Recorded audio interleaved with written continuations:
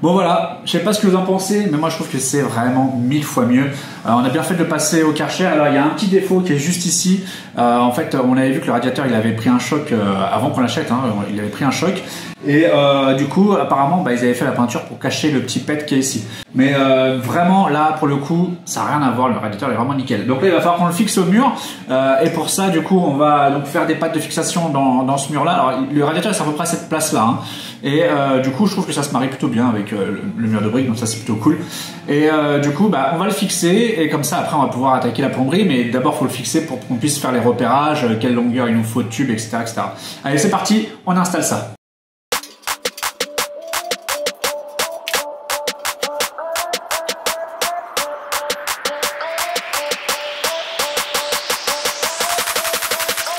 Voilà, on a fini de monter le radiateur, donc le voici, avec du coup la robinetterie qu'il y a là.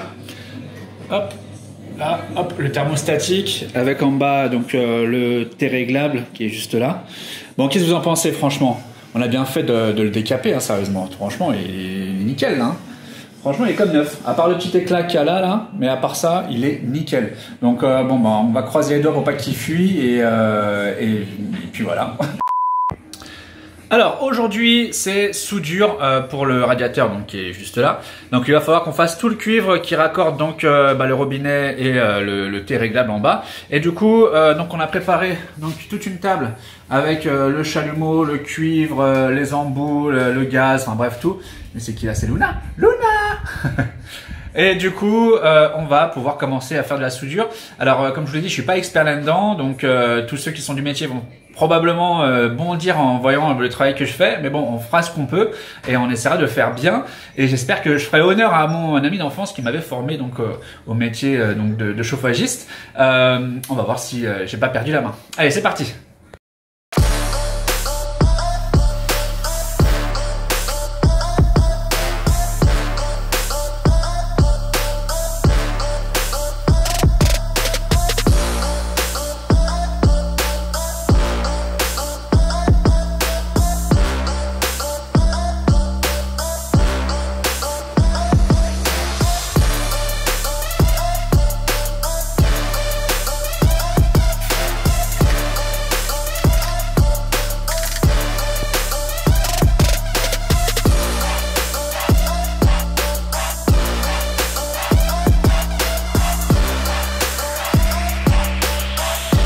Bon, finalement, les soudures, ça se passe plutôt bien. En tout cas, sur cette première pièce-là, elle est terminée. Donc, on voit que, voilà, elle fait ça, hop, elle vient ici et elle viendra se raccorder donc sur le tuyau ici, là, comme ça. Donc là, elle est en attente. Et quand on aura fait la deuxième pièce, du coup, on coupera l'eau dans tout le réseau donc du chauffage. Et du coup, on pourra donc couper les tuyaux là et là pour pouvoir les raccorder. Bon, là, on va attaquer la deuxième pièce qui est un peu plus technique pour le coup. Voilà, allez, c'est parti. Yo, bon, ça fait quelques jours que on vous a pas fait de vidéo sur la restauration du studio. Pourquoi? Parce que on s'est aperçu que ça nous prenait beaucoup de temps en fait de filmer, de faire les timelapses, etc. Donc c'est pas qu'on veut pas vous partager ce qu'on fait, loin de là, mais il faut vraiment qu'on accélère. Donc là, pendant 2-3 jours, on s'est concentré vraiment sur avancer, et je vais vous montrer rapidement ce qu'on a fait. Donc déjà. Ici, ça, c'est une évacuation qui est à l'étage. Du coup, on l'a refaite pour la remonter, pour qu'elle soit beaucoup plus haute. On a également tiré des câbles électriques partout pour faire l'électricité. Pour là, ici, il y aura la télé, Internet, des prises électriques, tout ça. On s'est occupé de tout ce mur. Donc raillage, isolation, pareil, prise électrique. Il y en a là, il y en a là, il y en a 3 en tout. On a retiré donc tout l'ancien réseau électrique qu'il y avait au plafond. On a également retiré tous les câbles électriques qui pendaient ici là sur l'ouverture du mur avec l'interrupteur, puisque l'interrupteur du coup on l'a déplacé, il est maintenant là temporairement. Après il sera encastré dans le mur et tout, donc ça va être propre. Bon, le radiateur on l'a terminé. Le placard on n'a pas encore rebouché les trous et tout ça, on va bientôt s'en occuper parce qu'on va plaquer et tout. Qu'est-ce qu'on a fait d'autre? Je sais plus ce qu'on a fait d'autre. Il y a eu un gros travail ici, il y a eu un gros travail électrique. On a tiré plein de câbles, comme vous pouvez le voir là, ici. Donc tout ça, ça sera encastré également. Il y a encore pas mal de choses au niveau électricité à faire. Il faut qu'on retire les gaines là et là. Il faut qu'on remonte Ces boîtes électriques ici, là, faut qu'on les mette au plafond. D'ailleurs, là, vous voyez, on a commencé déjà à en mettre quelques-unes des boîtes pour que quand on mette le faux plafond, eh ben, il y ait plus rien. On a également sorti une VMC, elle est là, hop, qui sera donc là, dans la bouche. Et ça va donner donc à peu près sur la table, en fait quand on sera en train de faire les vidéos, ça va être juste devant la table, ce qui fait que ça nous permettra d'avoir de l'air frais puisque la fenêtre va disparaître. Donc la fenêtre qu'il y a là, celle qu'on a fait installer, en fait on va la murer comme on vous l'avait dit. Et du coup c'est important d'avoir de l'air parce que pendant les émissions on consomme beaucoup d'oxygène et on risque d'avoir mal au crâne et tout à force parce qu'il y aura un taux de gaz carbonique, beaucoup trop élevé. Donc c'était vraiment important de mettre une ventilation. Voilà, aujourd'hui on continue, on va plaquer ce mur là, on va plaquer aussi probablement celui-là et commencer aussi le plaquage dans le couloir, comme ça ça va avancer. Et là déjà on est bientôt à la fin hein, au niveau du raillage etc. Mais encore beaucoup de boulot. Donc je vais couper la vidéo et je vous refais un point dès qu'on aura un peu plus avancé. Ciao. 35e jour de travaux déjà. Pause. Ah oui, là je suis obligé d'arrêter parce que sinon vous allez rien comprendre. Alors, en fait, ce qui s'est passé, c'est que au moment où on filmait, on était au 15e jour, juste avant cette séquence, et là on se retrouve directement au 35e jour.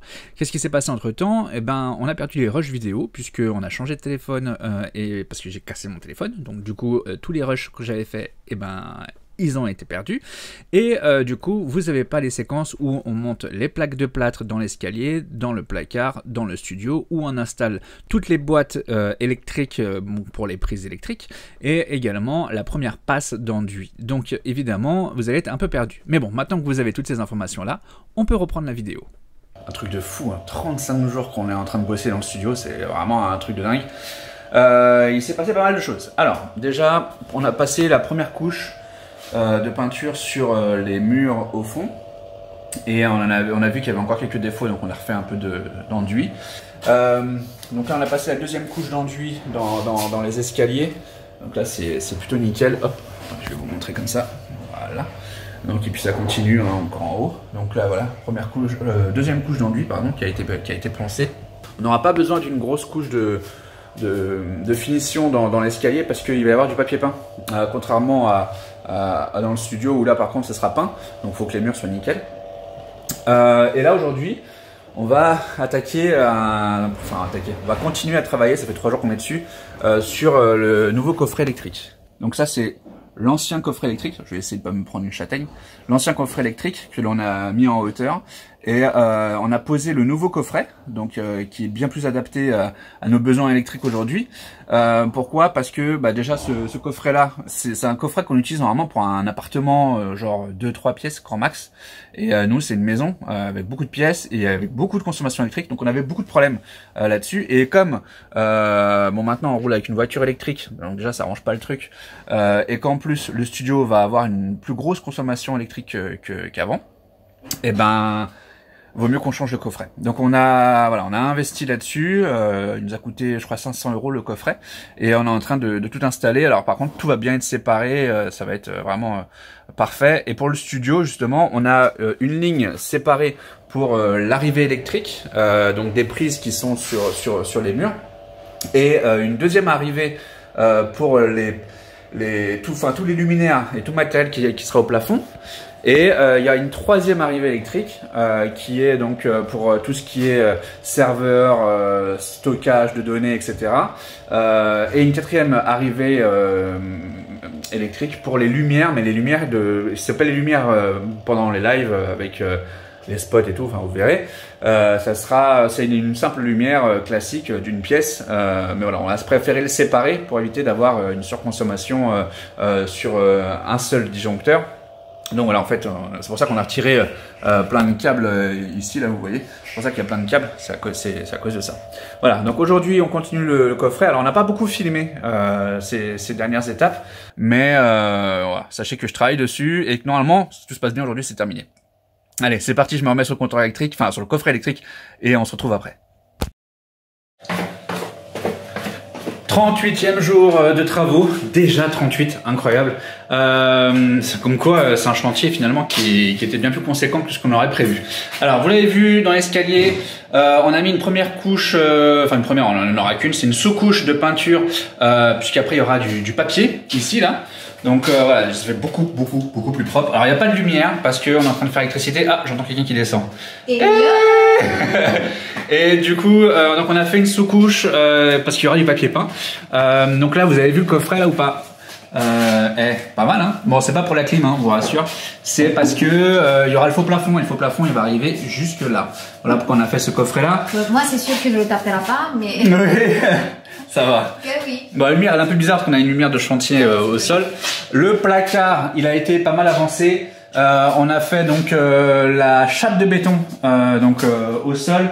On a mis une sous-couche également ici parce que pareil il y aura du papier peint sur les murs, un papier blanc classique, un truc propre quoi. Et donc ça continue derrière. Vous avez jamais été voir ce qu'il y a derrière? Attendez, je vais vous montrer. Normalement il est stocké le matériel pour la plume, pour partir en interview. Voilà, on voit pas très bien, mais voilà en fait. En interview, on avait du matériel électrique, de lampes, de spots.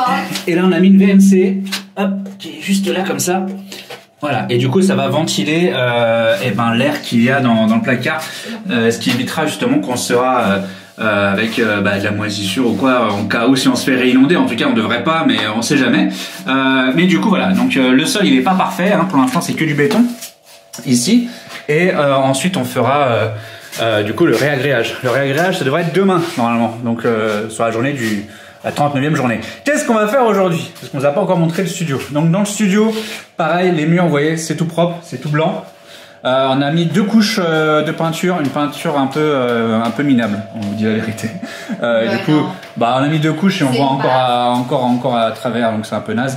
Donc on a racheté un pot de peinture, on va faire donc la dernière couche sur ce mur-là, la dernière couche également sur ce mur-là, ce qui nous permettra ensuite de continuer les pierres de parement ici, de faire ce mur-là en pierre de parement. Et ça, c'est aujourd'hui. C'est aujourd'hui qu'on va le faire. Apparemment, ça va être d'une autre couleur. Et voilà. Donc là, pour l'instant, les pierres de parement, vous les voyez, c'est celles-là. Hein, c'est celles qu'on a fait imitation brique.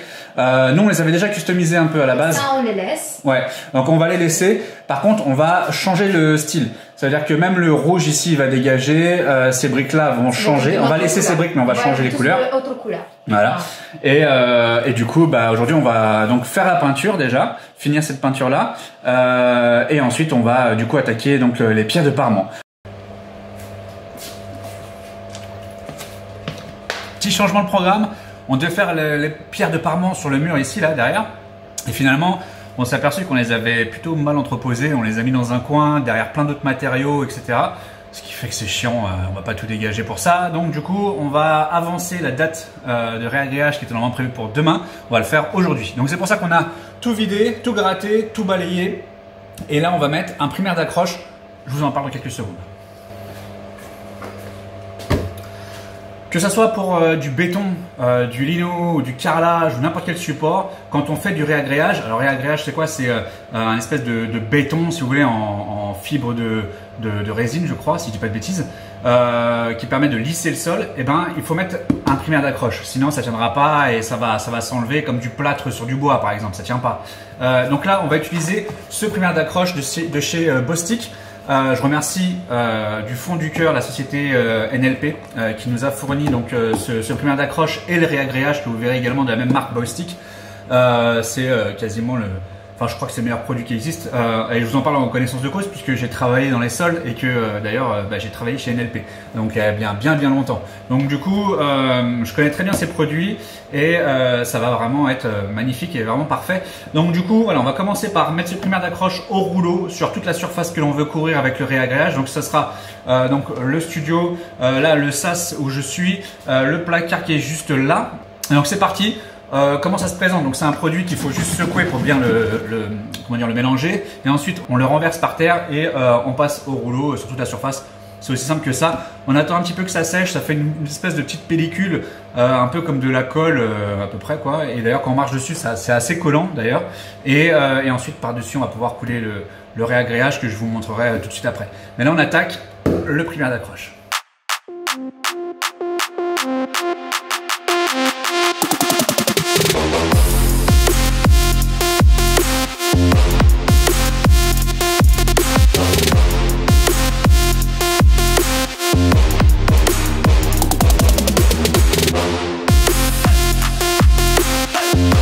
Voilà, ça y est, le primaire d'accroche a séché, donc on peut le reconnaître quand, enfin on sait quand il est sec, c'est quand il commence à être un peu transparent comme ça, et même s'il reste encore quelques taches bleutées, quand ça fait comme ça, c'est qu'il est parfaitement sec. Là on peut le toucher, hein. Même les petites gouttelettes bleues, en fait, elles sont sèches. Donc là c'est parfait, ça veut dire qu'on va pouvoir commencer à couler le réagréage. Et en parlant du réagréage, donc qu'est-ce qu'on va mettre ? On va mettre donc du Bostik, donc du SLC 320, donc c'est du réagréage autolissant qui a été encore gracieusement donné par la société NLP. Donc merci encore à eux et avec du coup cette quantité on devrait pouvoir s'en sortir. Donc pour ce type de réagréage, il est donné à peu près 5 mètres carrés pour un sac de 25 kg, mais cela comprend une couche de réagréage d'à peu près 1 cm. Nous on a vraiment des dénivelés qui sont assez importants, on l'a vu lors de l'inondation. On a à peu près des dénivelés de 5 à 6 cm parfois, c'est pour ça qu'on a fait du béton dans le placard. Donc on peut arriver au moins jusqu'à 3-4 cm, même si c'est pas très recommandé avec ce réagréage là. Donc du coup on va en consommer beaucoup plus. Donc pour un sac de 25 kg, il recommande de mettre 6 litres d'eau, on va en mettre plutôt 7 parce qu'il fait très chaud et qu'il sèche très vite. C'est un réglage donc autolissant mais avec prise rapide. Donc en 3 heures normalement il est sec. Donc en mettant 1 litre d'eau en plus, ça nous permettra de plutôt avoir le temps de le travailler parce qu'on a quand même pas mal de surface.